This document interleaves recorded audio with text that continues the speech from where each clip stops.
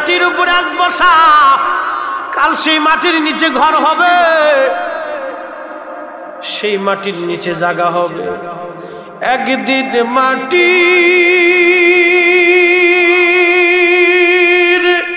ভিতরে হবে ঘর রে, মন আমার কেন বান্ধ দালান ঘর, মন আমার কেন বান্ধ দালান ঘর।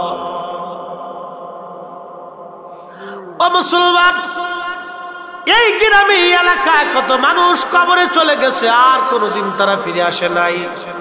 আগামী দিন আমাদের পালা, আমরাও কবরে চলে যাব, আর ফিরে আসবো না। আমাদের পালা, আমাদের পরে আমাদের পরবর্তী জেনারেশনের পালা। নতুন মানুষ আসবে, আবার কবরে চলে যাবে, আবার নতুন মানুষ আসবে, আবার কবরে চলে যাবে। কেউ যাবে, কেউ থাকবে, কেউ আসবে, কেউ যাবে, এইভাবে শুধু চলমান হবে। দুনিয়াতে কেউ থাকার জন্য আসি নাই। কি নিয়ে যাবেন, কি নিবেন আপনি, একটু চিন্তাও আপনি আমি করি নাই। নিব কি, এই চিন্তা আমি আপনি করি নাই। দুইটা জিনিস নেওয়া লাগবে, এক নম্বর ঈমান, দুই নম্বর আমল। এক নম্বর ঈমান, দুই নম্বর আমল। এক নম্বর ঈমান, দুই নম্বর আমল। এই দুইটা জিনিস সারা কবরে গেলে মহা বিপদ, এই দুইটা জিনিস সারা কবরে গেলে মহা বিপদ। ওয়ালা তামুতুন্না ইল্লা ওয়া আনতুম মুসলিমুন। মুসলমান না হয়ে কবরে আইসো না, মুসলমান হয়েই কবরে যাওয়া লাগবে। আসলামতু লিরাব্বিল আলামিন। মুসলমান কাকে বলা হয়? যিনি আল্লাহর কাছে নিজেকে সম্পূর্ণ পর্যস্ত করে দেয়, সাপর্দ করে দেয়, নিজেকে আল্লাহর রাহে যিনি বিলীন করে দেয়, তিনি মুসলমান, তিনি মুসলমান, তিনি মুসলমান। আমাদের নামাজ, আমাদের জীবন, আমাদের কুরবানি, আমাদের হায়াত, আমাদের মরণ, আমাদের যা কিছু আছে সব কিছু হবে কার জন্যে? সব কিছু আল্লাহর জন্য আমরা করব, কিন্তু আমরা আল্লাহর জন্য করি না। আমরা দুনিয়াতে আমরা সন্তানদেরকে নামাজি বানাই না, সন্তানদেরকে পরহেজ বানাই না, স্ত্রীকে পর্দা শিখাই না, মেয়েদেরকে পর্দা পুশিতা শিখাই না, নামাজ শিখাই না। যার কারণে আমরা বর্তমানে বৃদ্ধকালে আমাদের পরিণতি খারাপ হয়। কেন বৃদ্ধাশ্রম হবে? কেন বৃদ্ধ মা কষ্ট পাবে? কেন সমাজ আজকে কলুষিত হবে? কেন যুবক নেশাগ্রস্ত হয়ে যাবে? কেন আপনার সন্তান পথভ্রষ্ট হয়ে যাবে? কারণ কি? আপনি তো শিক্ষা দিতে পারেন নাই, ব্যর্থ হয়েছেন আপনি। আর দায়ভার দিবেন সমাজের, তা হবে না। আপনি ব্যর্থ হয়েছেন, আপনার সন্তান পালনে জন্ম দিয়েছেন, কিন্তু কোরআন শিখান নাই, হাদিস শিখান নাই, তাকে তালিম তরবিয়ত দেন নাই, আদব লেহাজ শিখান নাই। আমাদের অনেক ছেলেরা এখন বেয়াদব, তারা আদব বুঝে না। মুরব্বি দেখলে সালাম দেয় না, মুরব্বি দেখলে রাস্তা খুঁজে দেয় না, মুরব্বি দেখলে চেয়ার ছেড়ে দেয় না। কি কথা বলেন? হাজার হাজার চার দোকানে যাবেন, মুরব্বি বসে বসে কাকা উঠে চা খাওয়াইছে, চলে যায়। আর যদি মুরব্বি রিক্সাওয়ালা দিন মজুর হয় তো মানুষই মনে করে। নফল নামাজ 1 বছরের নফল রোজা, তাও নফল নামাজ 1 ঘন্টা পড়লেন আর 1 ঘন্টা চালেন, এরকম না। 24 ঘন্টা নফল নামাজ পড়লে যে সওয়াব, সারাদিন রোজা রাখলে যে সওয়াব, 1 বছরের 365 দিনে যত সওয়াব হয়, প্রত্যেক কদমে কদমে আল্লাহ নেকি লিখে দেয়। একবার জোরে বলা যাবে আল্লাহু আকবার। এই যে আপনারা আজ মাহফিলে বসছেন, মাহফিলে বসলেন আপনারা, অনেকেই বসছে, অনেকে আবার চিন্তা করলো না কালকে অফিস চলে যাই, অনেকেই চলে গেছে, অনেকের আবার চিন্তা না তাবারক যেহেতু নাই তার বসে থেকে লাভ নাই। কি কথা করেন, উচিত কথা বাপরও ছাড়তে। অনেকের চিন্তা তাবারক নাই, তাহলে আর লাস্টে থাকে লাভ নাই জায়গা। এদের দোয়ার দরকার নাই, কারণ এদের দোয়া লাগে না। আবার অনেক আছে দোয়া মানেই না। কি কথা কর না, যারা দোয়া মানে না, দোয়া করে না, এরা আর এক প্রকারের কপাল পোড়া বদনসিব। বাজানো খুব মনোযোগ দিয়ে শুনিয়া যান। আমরা মাহফিলে বসলাম, লাভটা হইল কি? ইন্না রাসূলুল্লাহি সাল্লাল্লাহু আলাইহি সাল্লাম খারাজা আলা হালকাতিন মিন ইয়ানিয়া সাহাবিহি। আল্লাহর নবীজি এক মাহফিলের পাশ দিয়ে যাচ্ছেন। মাহফিল কারা করতেছে? সাহাবীরা মাহফিল করতেছে। সাহাবীরা এরকম মাহফিল করতেছে, নবীজি ধরেন এরকম রাস্তা দিয়ে নবী হাঁটে হাঁটে যাচ্ছেন। ইন্না রাসূলুল্লাহি সাল্লাল্লাহু আলাইহি ওয়াসাল্লাম খারাজা আলা হালকাতিন ইয়ানি মিন সাহাবিহি। আল্লাহর নবী সাহাবীরা জলসা করতেছিলেন, মাহফিল করতেছে। এই মাহফিলের পাশ দিয়ে নবীজি হেঁটে হেঁটে যাচ্ছে। এমন সময় আল্লাহর নবী বলেন, ও সাহাবীরা, মা জালাসনাকুম, তোমরা কি জন্য এখানে বসছো?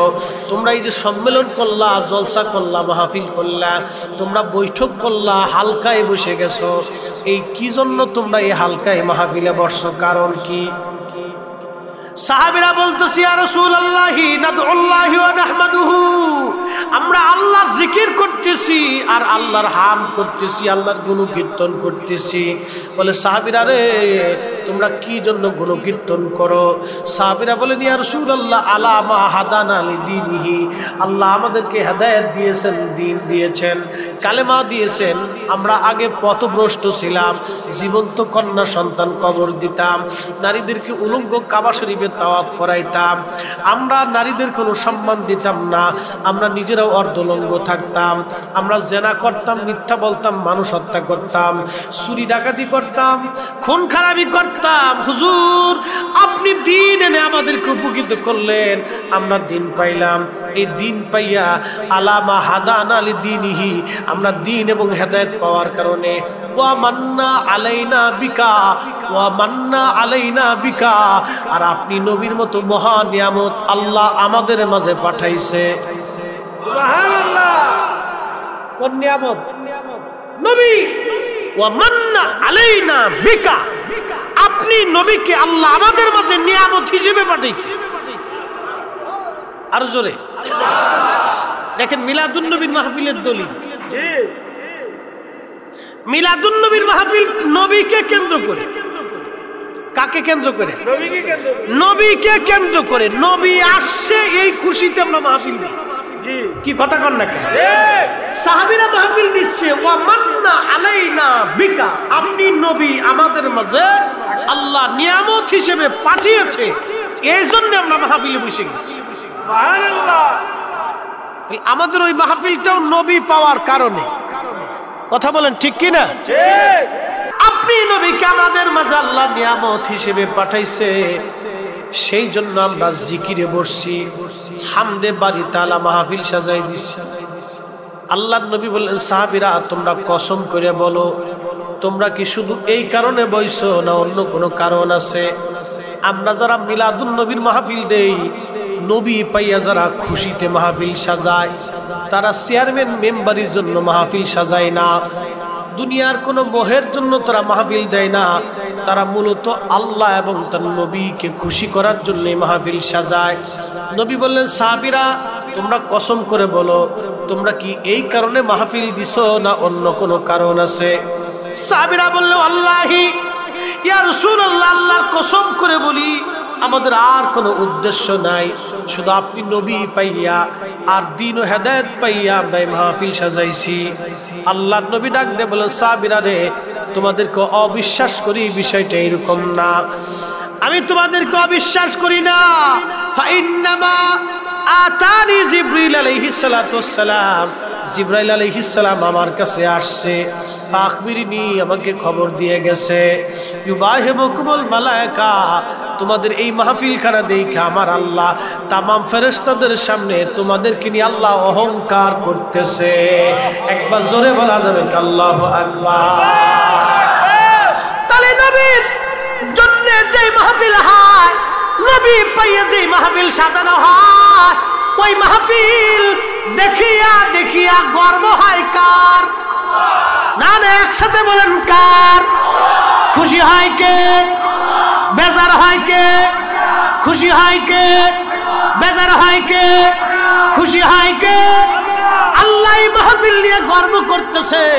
এ ফেরেশতারা, তোরা এই মানুষ বানাইতে না করছিলি, তোরা বলছিলি আমার এই বান্দারা মারামারি করবে, ফাসাদ করবে, রক্তপাত করবে। ক্বালু আতাজআলু ফিহা মাই ইউফসিদু ফিহা ওয়া ইয়াসফিকুদ দিমা। ওরা দুনিয়ার মধ্যে মারামারি করবে, কাটাকাটি করবে, রক্তপাত করবে, ফ্যাসাদ বাঁধাবে, ঝগড়া বাঁধাবে। আল্লাহ এগুলি বানাইও না। ও ফেরেশতারা তোরাই না করছিলি। দেখ আমার বান্দারা মাহফিলের মধ্যে বসে গেছে, এখানে উলামায়ে কেরাম এসে বসে ওয়াজ করতেছে। আমার বান্দার কাম দিয়েছি, যৌবন দিয়েছি, ক্রোধ দিয়েছি, লোভ দিয়েছি, হিংসা দিয়েছি, কামনা দিয়েছি, বাসনা দিয়েছি, নেগেটিভ দিলাম, পজিটিভ দিলাম, ক্ষুধা দিলাম। আমি আমার বান্দারে সব কিছু দেওয়ার পরও আমার বান্দা লোভ, মোহ, কাম, ক্রোধ, হিংসা, বাসনা, কিয়া, রামনা, কামনা যা আছে সব বাদ দিয়া আমার বান্দা আমার জান্নাতের বাগানের মধ্যে বসে গেছে। নাহমাদুহু ওয়া নাদুল্লাহ, আমি আল্লাহরে ডাকতেছে, আমি আল্লাহর প্রশংসায় গুরু কীর্তনে সে বসে গেছে। ফেরেশতারা রে তোরা আমারে বান্দা বানাইতে নিষেধ করছিলি, দেখ আমার বান্দারা মাহফিল সাজাই দিয়েছে, তারা হালকায় মাহফিলের মধ্যে বসে গেছে, তারা জলসার মধ্যে বসে গেছে, বৈঠকের মধ্যে বসে গেছে। ফেরেশতারা রে তোরা বানাইতে না করছিলি, ফেরেশতারা দেখ আমার বান্দারা জান্নাতের বাগানে বসে গেছে। এ ফেরেশতারা তোরা সাক্ষী থাক, আমার বান্দার জীবনের যত গুনাহ আছে আমি আল্লাহ রহমতের কারণে জীবনের সব গুনাহগুলি আমি আল্লাহ মাফ করে দিলাম।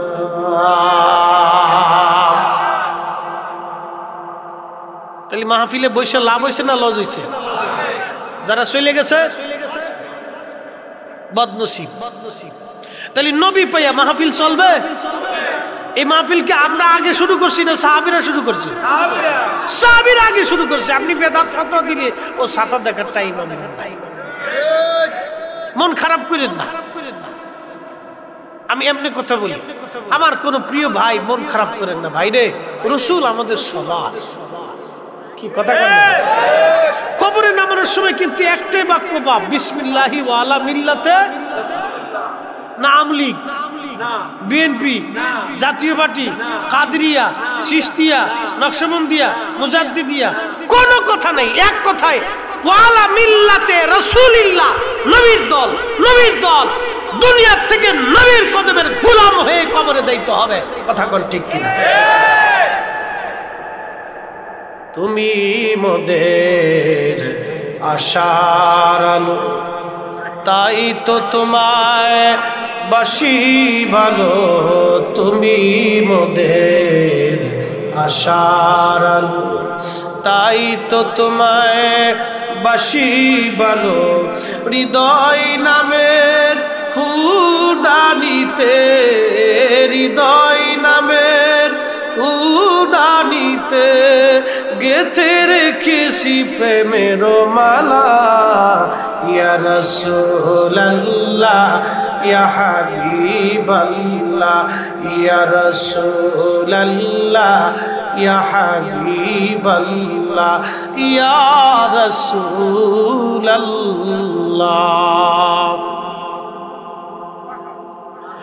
এজন্যই মাহফিল আসতে হবে, মাহফিলে বসা লাগবে। আমার দেশের কত সুবর্গের শয়তান দেখেন।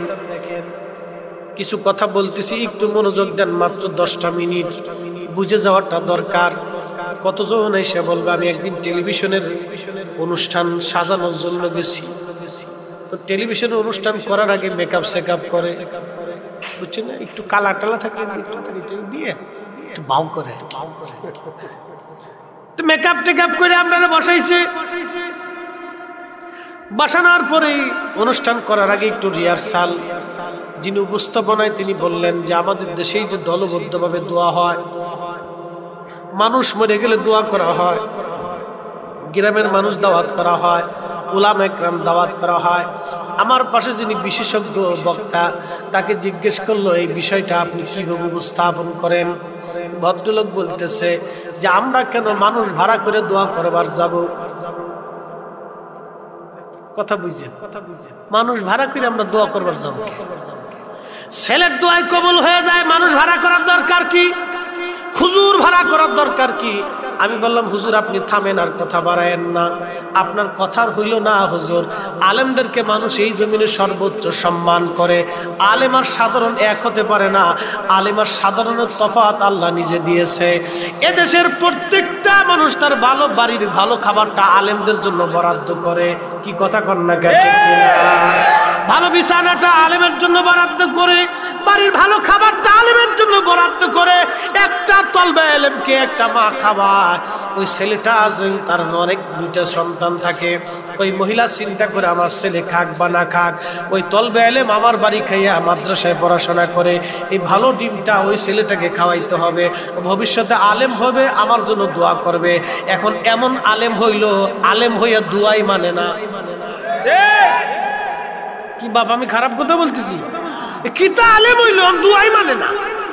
তো যেটা আলেম হইছে দোয়া মানে না, এটা আলেম দিয়ে কি হবে? কি কথা কি খারাপ কইছি আমি? যে আলেম দিয়ে দুয়াই মানে না, তো আলেম দিয়ে হবে কি? আলেম দিয়ে আমার দরকারটা, এর সাথে আমার বন্ধুত্ব করে লাভ। বন্ধুত্ব তো আল্লাহর জন্য হবে। কি কথা ঠিক কিনা? বন্ধুত্ব কার জন্য? তো আল্লাহর জন্য যদি বন্ধুত্ব হয়, তো বন্ধু করে দেওয়ার পরে বন্ধুর জন্য বন্ধু দোয়া করবে।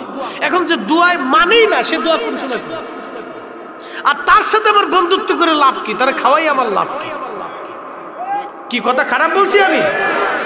যদি আমার কথাও অযৌক্তিক হয়, তাহলে বলেন যে মুফতি সাহেব কথাও অযৌক্তিক। দলিল আমাদের বুড়ি বুড়ি আছে। আমি আপনাকে যুক্তি দিয়ে বুঝাচ্ছি যে আমার সাথে আপনি বন্ধুত্ব করছেন, হুজুর কেবলার সাথে আমার মহব্বতের সম্পর্ক। এখন হুজুর ইন্তেকাল হয়ে গেছে, আমার বলতেছে ফরিদি সাহেব হুজুর তো মহব্বত করতেন, আপনি কি মারা গেছেন? তখন আমি বললাম হুজুরের আমল নিয়ে হুজুর চলে গেছে, আমি কি তা করব? আপনি একটু দোয়া করে দেন। কেন? ওই সমস্ত দোয়াটা সব বেদাত। তার মানে বোঝা গেল হুজুর আমার সাথে সারা জীবন যত বন্ধুত্ব ছিল, ওনার বন্ধুত্বটাই বৃথা চলে গেছে। ওনার ইন্তেকালের পরে যদি আমি দোয়াই না করতে বললাম, তো সাথে আমার মতো বলবি ওনার খাতির করে কোনো লাভ। কি কথা কর না কে? আমি যুক্তি থেকে বুঝাইতেছি। একটা বাবা 40 বছর পরিশ্রম করে বুড়া হয়ে গেছে, খুনখুনে বুড়া, লাঠির উপর বর দেয়। এখন ওই মুরব্বীরে জিজ্ঞেস করেন, দাদা তোমার জমি জমা বেচে কিছু ভালো মন্দ খেয়ে যাও। দাদা করেন, না রে, আমার ওই ছেলে আছে, মেয়ে আছে, নাতি নাতি আছে, ওখানে একটা ভবিষ্যৎ আছে না, আমি বেশি খেয়ে গেলে ওরা কোথায় থাকবে, কি খাবে? দেখেন বুড়া মানুষ চলতে পারে না, খাইতে পারে না, সে তারপরও লাঠির উপর বর দিয়ে সে জমি বেচে না। কেন? সন্তানের চিন্তায়। বলে দাদা এই ফুলাপান তুই লাভ কি? কিছু না, ওরা আমার কবরের পাশে যায় দোয়া করে। এখন ছেলে এমন দলে গেছে দুয়াই মানে না, এ বুড়ার জিন্দেগি বৃথা।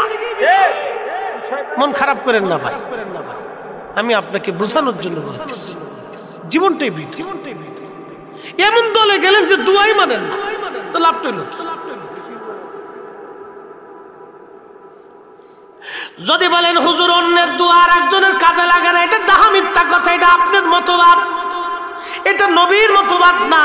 আল্লাহ নবী উম্মতকে বলেন, উম্মত মানুষ মারা যাওয়ার পরে 3টা দরজা খোলা থাকে। একটা দরজার নাম সদকায়ে জারিয়া, প্রবাহিত সওয়াব, সদকা যেটাকে বলা হয়। আপনি মসজিদে একটা টিউবওয়েল দিয়ে দিলেন, ওই টিউবওয়েলের পানি যতদিন ওযু করবে মানুষ খাবে, ততদিন আপনার আমলনামায় সওয়াব চলতে থাকবে। একটা গরিব মেয়ের বিবাহের ব্যবস্থা করে দিলেন, যতদিন ওই সন্তান হবে মেয়েটা সংসার করবে, ততদিন আপনার আমলনামায় নেকি চলতে থাকবে। একজন গরিব মার চিকিৎসা করে দিলেন, যতদিন সুস্থ থাকবে, নামাজ কালাম পড়বে, ততদিন আপনার আমলনামায় নেকি চলতে থাকবে। এটার নাম সদকায়ে জারিয়া। আরেকটার নাম ইলমের খেদমত।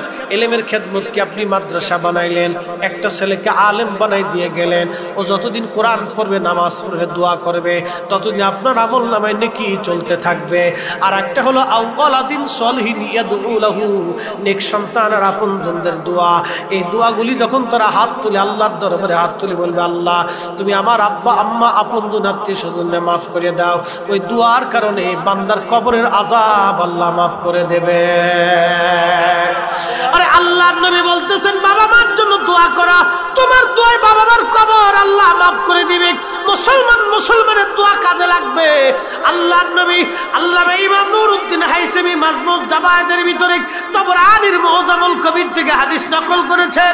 ইমাম হাইসেমি লিখতেছেন, আল্লাহর নবী বলেন, যখন আমার উম্মতের ভিতরে এক জামাত মুসলমান দলবদ্ধভাবে দোয়া করে, একজন দোয়া করে বাকিরা আমিন আমিন বলে, আমার আল্লাহর কাছে শরম লাগে ওই হাতগুলি খালি ফিরাইতে। আমার আল্লাহ দলবদ্ধভাবে মুসলমানের দোয়াকে আল্লাহ কবুল করে নেয়। আমার দিকে তাকান, আপনারা চেয়ারম্যান সাহেবের কাছে গেছেন, এই লালমাই উপজেলার যিনি চেয়ারম্যান আছে জনাব কামরুল হাসান শাহিন সাহেবের কাছে আপনারা গেছেন। এই মসজিদের ইমাম সাহেব উনি যায় চেয়ারম্যান সাহেবকে বলছে, চেয়ারম্যান সাহেব মসজিদে একটা টিউবওয়েল লাগে, ব্যবস্থা করে। তো চেয়ারম্যান সাহেব বলতেছে, ইমাম সাহেব হুজুর আপনি আসছেন, আচ্ছা বিষয়টা আমি দেখবো, আপনি যান। তো উনি চলে আইসে। তো চেয়ারম্যান সাহেব গুরুত্ব দেন, এখানে ইমাম সাহেব একা গেছে। পরের তারিখ মুতুল্লি সাহেব গেছে, যা বলতেছে চেয়ারম্যান সাহেব একটা টিউবওয়েল লাগে, ব্যবস্থা করে। চেয়ারম্যান সাহেবকে মুতুল্লি সাহেব আপনি আসছেন, বিষয়টা আমি দেখতেছি, আপনি যান। তো একজন গেছে গুরুত্ব দেন। এখন যখন দুইজন গেছে কোনো গুরুত্ব হইল না, তখন মুসল্লিরা দলে ফলে 200-400-500 মুসল্লি মিলে নিয়ে যায় চেয়ারম্যান সাহেবের বাড়ির সামনে যে মিছিল দিয়ে বলছে, যা বলতেছে চেয়ারম্যান সাহেব টিউবওয়েল একটা আজকে দিতে হবে, না দিলে আজকে ফেরত।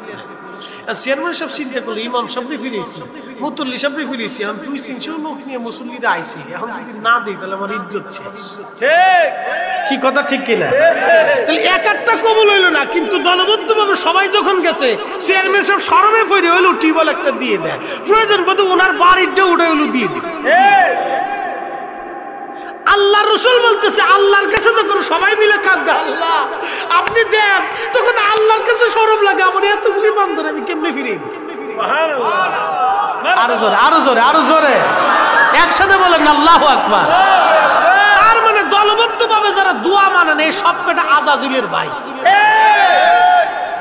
কার ভাই? আজাজিলের ভাই, আজাজিলের খালাতো ভাই সব কটা। কবে বুঝবে আমি জানি না। রাসূল কারীম নিজে বলতেছে দলবদ্ধভাবে দোয়া করলে কবুল হয়। এখন আপনাদেরকে একটা প্রশ্ন করি, জবাব দিবেন। নামাজ একা পড়া ভালো না জমাতে পড়া ভালো? জমাতে। জিকির একা করা ভালো না হিলাকুস জিকির, জিকিরের মাহফিল করা ভালো? জিকিরের মাহফিল করা ভালো। একা করার চাইতে দলবদ্ধভাবে করা ভালো। আমরা যেখানে দলবদ্ধভাবে একসাথে আল্লাহ আল্লাহ আল্লাহ আল্লাহ জিকির করছি, এই যে আপনি একা জিকির করবেন আর দলবদ্ধভাবে করবেন, রাত দিন তফাৎ। তাহলে এখন মুনাজাত একা করা ভালো না জমাতে করা ভালো? জমাতে করা ভালো। এই মুসলমানের জমাতের কাজ আল্লাহর কাছে পছন্দ। আল্লাহ রাসূল নিজে বলছে, ও উম্মত তোমরা জমাত থেকে আলাদা হইও না, তোমরা জমাতবদ্ধভাবে থাকো, জমাতবদ্ধভাবে কাজ করো। মুসলমানের জমাতবদ্ধ কাজ আল্লাহর কাছে পছন্দ হয়। একসাথে বলবেন না মারহাবা? মারহাবা। মাহফিল কি একা একা হয়? সবাই মিলেই হয়। বুঝলাম না এগুলি শয়তান কোথা থেকে আমদানি আল্লাহ জানে। এক একটা নতুন না, এই একা দোয়া করেই ভালো, ছেলের দোয়া বাবার জন্য ছেলেই দোয়া করে, বারাইটা মানুষের দরকার। ওরে শয়তান, ও আইসে কি একটা জোড়া দিছে, বারাইটা লোকের দরকার। চিন্তা করতে পারছে? আমরা বলে বারাইটি, পথভ্রষ্ট। আল্লাহ এদেরকে সহি সুন্নতের বুঝ দান করুন, সকলে বলে না আমিন। মোহতারাম, কেউ বেজার হয়েন না, আমি আপনার জীবনের বিরাট বড় উপকারের জন্য আজকে কথাগুলো বলতেছি। বাপরে দোয়ার যে কি প্রয়োজন এটা মরার পরে বুঝবেন, মরার আগে বুঝতেন না। আপনাকে ছোট্ট করে একটা ঘটনা শুনে, হ্যাঁ, লা হাওলা ওয়ালা কুওয়াতা ইল্লা বিল্লাহ। 2 রাকাত কমে এখন 1 রাকাত হইছে, এটা খালি কমতেছে। ওই তার মানে এক বেড়া ফিলফান কিনছিল 2 ইঞ্চি লম্বা, বিবিরে কয় তুমি 2 ইঞ্চি কাটতো, বড় মেয়েরে কয় মা তোর মারে কইছিল মনে নাও থাকতে বলে তুই 2 ইঞ্চি কাটিস, মেজো মেয়েরে কইছে, সেজো মেয়েরে কইছে, ছোট মেয়েরে কইছে, বেটার বউরও কইছে। তো রাত ভরে সবাই 2 ইঞ্চি করে কাটছে, বেটা সকালবেলা ফুলপ্যান্ট পরবার যায় দেখে হাফ প্যান্ট হয়ে গেছে। বুঝতে পারছেন? তো আমরা ইসলামটারে কাটতে কাটতে সারতে কমানোর দান্দা। আপনাদেরকে একটা কথাই বলে দিছি, 850 বছর ধরে শাহজালাল মুজাদ্দিদ যে ইসলাম আনছে, এই ইসলাম আমরা মাইনে চলবো। কি কথা কন না কেন? উনি যেইভাবে নামাজ দিয়ে গেছে আমরা সেভাবে মানবো, এর বাহিরে মানার কোনো সুযোগ। তারাবির নামাজ 3 রাকাত দিছে, 3 রাকাতই মানি। এই বেতরের নামাজ 3 রাকাত দিছে, 3 রাকাতই মানি। ওই তারাবির নামাজ 20 রাকাত দিছে, 20 রাকাতই মানি। আমাদেরকে যেইভাবে নামাজ দিছে সেইভাবেই মানবো। নবীর নিচে হাত পাততে বলছে ওইভাবেই মানবো, আস্তে আমিন কইছি ওইভাবেই পড়বো। কি কথা কন না কেন? এটা কি শাহজালালের তরিকা না নবীর তরিকা? নবীর তরিকা। উনি আরব দিয়ে এত বছর ধরে আসছে। আচ্ছা আপনারা বলেন, শাহজালাল রহমতুল্লাহ কি এক পাল্লায় দিলেন, আর এই দেশের 60 লক্ষ আলেম আর এক পাল্লায় দিলেন, শাহজালাল রহমতুল্লাহ ওজনের সমান হবে? বুঝে তারপরে এদের স্বাধীন করছে কারা? না, যুদ্ধের কথা বলতেছি, স্বাধীনতার কথা। মুক্তিযোদ্ধারা আচ্ছা, মুক্তিযোদ্ধারা যখন যুদ্ধ করছে তখন কি নিজের মায়া না দেশের মায়া? দেশের মায়া করবার যে তারা হাফ প্যান্ট পরিয়ে, শুধু হাফ প্যান্ট নাই, কাঁচা কাঁচা চিনেন না আমরা ফরিদপুরের ভাষায় বলে কাঁচা লুঙ্গিরে এইভাবে খুব মুচাইয়া গুজদি দিয়ে এরপরে বন্দুক চালাচ্ছে। কি কথা কর না কেন? আমার নিজের গ্রামেও যুদ্ধ হয়েছে, 11 জন মুক্তিযোদ্ধা সেদিন শহীদ হয়েছিল, একজন মাত্র বাঁচা গেছে, মাত্র একজন বেঁচেছিল আমার নিজের গ্রামে। 11 জন মারা গেছিল মুক্তিযোদ্ধা, 12 জন যুদ্ধ আসছিল যুদ্ধ করার জন্য আমাদের নিজের গ্রামে। আমার আব্বা মুক্তিযোদ্ধা ছিল, কিন্তু আব্বার সাথে ইনফরমেশন না করে ওরা ফরিদপুর থেকে আসছিল যুদ্ধ করার জন্য।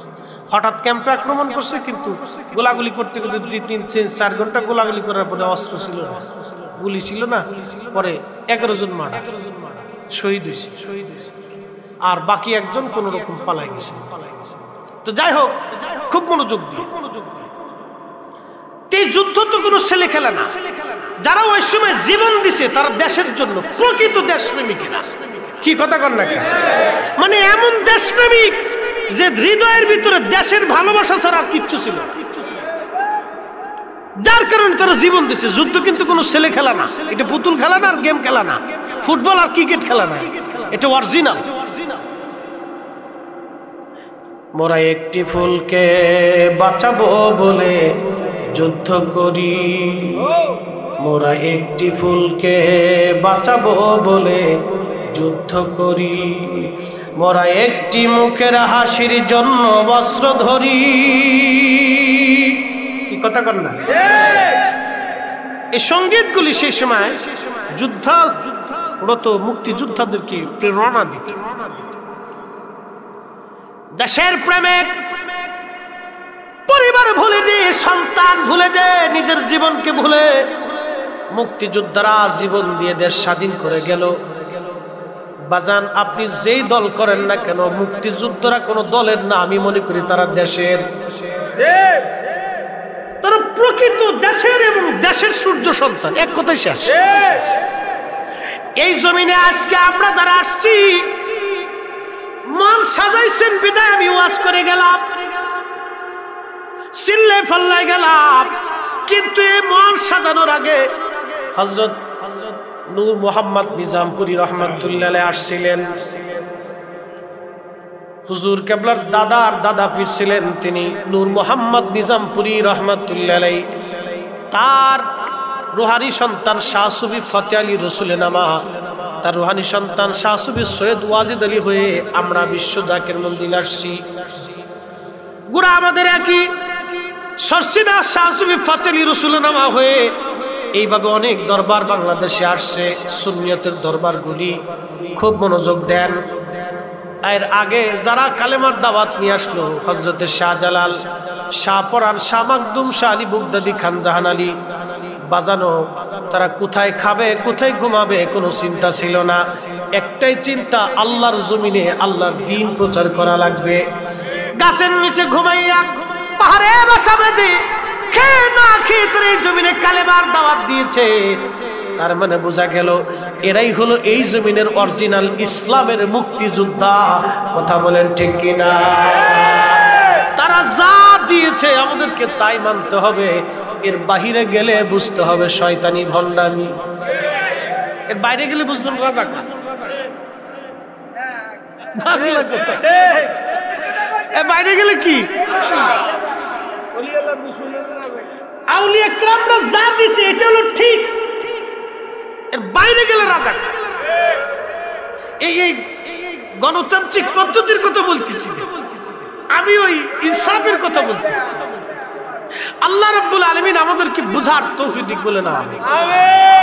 আগে একটাই কথা বলছি, জায়নামাজ বিছিয়ে শাহজালাল রহমাতুল্লাহ আলাইহি সুরমা নদী পার হয়েছে। আচ্ছা, এখন আপনাদেরকে বলি, যারা সিলেটে গেছেন তারা দেখছেন সুরমা নদীতে এখন বেশি বড় লম্বা চওড়া না, একটু মোটামুটি হালকা পাতলা। কিন্তু 800 বছর আগে কি নদী অতটুকু ছিল? 800 বছর আগে বিরাট বড় নদী ছিল, অনেক বড় নদী ছিল। 800 বছর আগে ঢাকা শহর কি এরকম ঢাকা ছিল? 50 বছর আগে বুড়িগঙ্গার পানি দিয়ে, আর এখন এই বুড়িগঙ্গার কাছে যাওয়া যায় না মুতের গন্ধে। আর বাকি 100 বছর পরে ঢাকা শহর শহর থাকবে কোনো গ্যারান্টি আছে? নাই, কোনো গ্যারান্টি নেই। কুমিল্লা বিরাট বড় শহর হয়েছে, কুমিল্লা কিন্তু আজকের শহর না, অনেক পুরাতন শহর। 100 বছর আগে কুমিল্লা এরকম ছিল না, 100 বছর পরে কুমিল্লা এরকম থাকবে কোনো গ্যারান্টি নেই, জঙ্গল হইতে পারে। তো সুরমা নদী 800 বছর আগে ওই ছোট্ট নদী ছিল না, বিরাট বড় নদী ছিল। তো সেই নদী পার হয়ে যায় নামাজ দিয়ে শাহজালাল রহমতুল্লাহ দিন প্রতিষ্ঠিত করছে। যাদের কথা পানি শুনতো, বাঘে শুনতো, জঙ্গলে শুনতো, পশু পাখিরা শুনতো, তাদের জবান আর আমরার জবান এক না, তাদের কালাম আর আমরার কালাম এক না, তাদের ঈমান আর আমরার ঈমান এক ওজনের না, তাদের ওই মোহাব্বত আমরার মোহাব্বত এক মোহাব্বতের না। অতএব তারা যেই রাস্তা দেখেছে এটাই ঠিক। এখন বর্তমানে যারা মসজিদে ভেজাল বাঁধাইছে এই সবগুলো বেঠিক। বুঝে তারপরে কবর। আল্লাহ আমাদের প্রত্যেকের বুঝার তৌফিক দিক, সকলে বলেন আমিন।